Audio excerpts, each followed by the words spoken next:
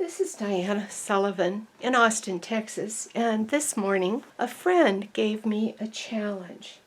My friend was saying that short rowing can be confusing, and I thought, well, could we make short rowing easy? Now, when I was trying to learn short rowing, I would get a diagram like this, and this would be the toe of a sock, and the line goes up and in and out and up, and what does that mean? Okay? I know that I want my sock to have some point in it so that my foot fits in there. But what are these little things, and are they hard to do? There was even one fairly prominent machine knitting teacher who didn't do toes at all because she thought they were hard for people. Well, okay, let's see what this really is. Here's a piece of knitting that I have made, and I want to illustrate what the point of a short row is. What we want to do is make these pieces, you see the resemblance to the diagram, these sections which are not in the diagram, we want them to go away. So I'm going to fold it this way. I'm matching the line right there, and I'm getting a needle because that's the thing I have in my sewing room. And I'm just sort of stitching that together with the needle temporarily. Let's do that on this side too, so that you can see what short rowing will do for you and why you ought to bother learning. And you can understand why we use it so much in so many patterns. And of course, what brought this on was I sent my friend a pattern to try out. It's one of my new patterns. I think it's very cool, but it's all short rowing. Okay, so let's flip that around and look at the right side of the thing. Now, you see, we have a shape like this with needle points sticking out that a person's foot could go in.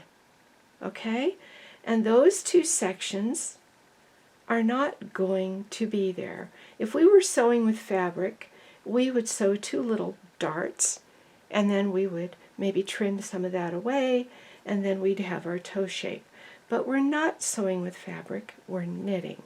And what we can do is we can knit straight up to here, and then we can knit all but one stitch, and then all but one less stitch, and all but one less, one less, one less, one less, one less, all the way up to here where we think it is narrow enough. And then we can start increasing and work our way down the other side, and this will magically be fitted together. So let's actually do that. To illustrate this, I've knitted a few rows, and I need to set my carriage so it will short row. This carriage is a studio, and if I want it to not knit extended needles so that I can turn around in the middle of a row, I move these levers from the number 2, which is 2 lines, over to the 1 line on each side. Each side controls one direction of the carriage. So I've done that now, and now it will short row. It will only knit the needles that are not fully extended. So let's get in and see that. Suppose I'm on this side and I want to turn around in the middle of a row. I bring these needles out, I go over, it did not knit anything after that needle. And then when I go back, then it knits a short row. It actually knitted 2 short rows, one from here to here and a return trip from here to here. But there's a problem. Now if I push these part way back, it will knit them all, but here's the problem. That made a hole. It's a very visible hole. There's no getting around the fact that that doesn't look all that good. So we need a way to solve that problem. And let's do that same exercise. We're going to knit over, but we don't want a hole. What we need is for this yarn, instead of going straight over and knitting that stitch and making the hole, we need something to close that up. And one way to close it up is to go under this needle, and that will hold the yarn over here to be knitted later and will close up that hole. So now If I knit across and back, look at the difference. Here was the first ugly hole. Here there is no hole. So that's what we want to accomplish. Now, a very, very, very common exercise with short rowing is to make a toe. So let's make a toe. I'll knit a few rows first. Now to make a toe, my carriage is on the right. It's over here. And what I'm going to do is bring a needle into this fully extended hold position and knit to the left. Now you see I have knitted one less stitch. So I have decreased by one stitch using the short rowing technique. And I've avoided a hole because the yarn wrapped over that needle I pulled out. Let's do it on this side. I pull the needle out. You see when I knit, the yarn goes over it and it won't make a hole. And this is how a toe is short rowed. We just keep doing this and doing this until we get down to whatever number the instructions specify. Now this is easier to do with some weights here. This particular machine short rows beautifully, but some machines have a tendency when you pull this needle out for this stitch to come undone. So pull down on it a little as you pull it out.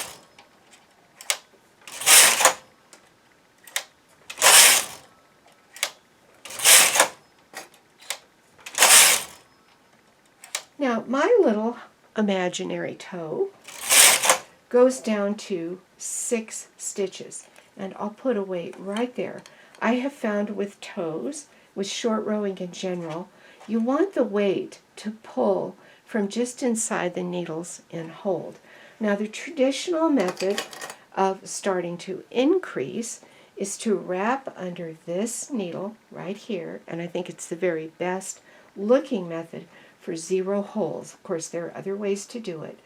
Push back halfway, we call this upper working position. This will be a short row increase because instead of knitting 6 needles like last time, now we're going to knit 7. And we'll do it on this side. We put the yarn under it. This is the approach side of the knitting. Push the needle back halfway and knit across. So wrap, push, knit. Wrap, push, knit. Wrap,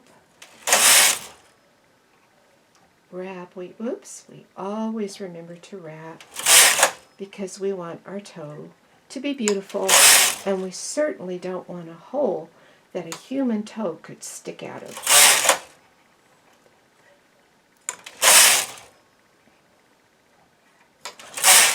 Almost finished. You see, it goes very quickly.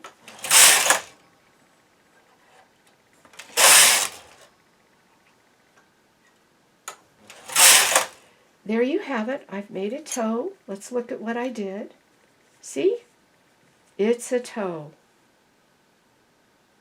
Now, I'll just put a weight back on there, and I'll do some rows and take it off the machine so we can get a look at the knit side of the work.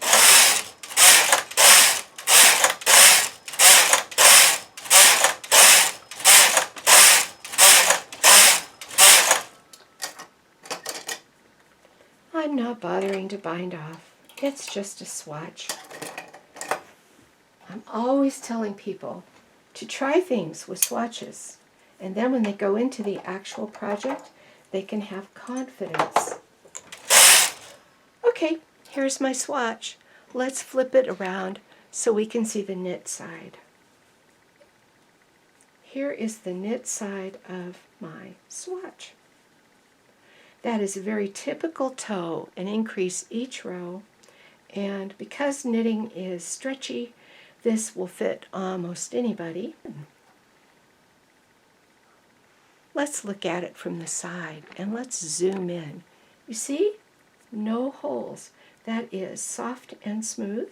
Same thing with the other side. No holes. So that is 2 darts. We have a dart here and we have a dart here, and it's all joined, no lumps or stitching or anything like that. That is how short rows are used on a toe. So now I think you can see how this stitched knitting, which I made to look like a diagram, how that actually goes with the real toe, because this is joined as we work. So there you go, that's short rowing made easy. Now I want to talk a little more about what you can do with short rowing. I have lots and lots and lots of videos that incorporate short rowing in patterns. Think of all the things you could do with short rowing. This toy dinosaur has short rowed plates down his back. That was simply done with short rowing. In this example, I used short rowing to make a blanket. And I got all of these shapes by doing short rowing. Here's a warm slipper. The toe and the heel were made with short rowing. Here is a little hat. And all of these pie shapes were made with short rowing. So I hope you'll try some short rowing, get the hang of it, and I hope this video really did make short rowing easy for you. Now, if you want to help me teach machine knitting to more and more people, please subscribe and hit the like and notify. That really does help me. And if you'd like to see more videos about short rowing, I will put them in the description.